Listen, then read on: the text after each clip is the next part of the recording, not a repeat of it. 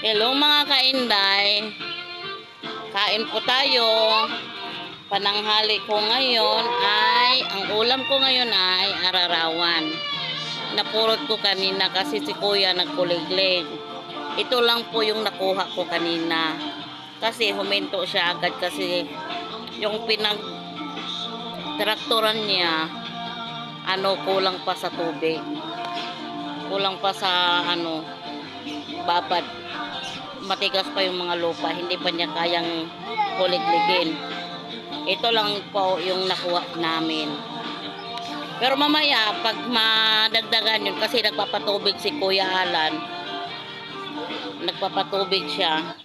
Pag mayroon ng magkuliglig ulit si Kuya, mamulot din ako.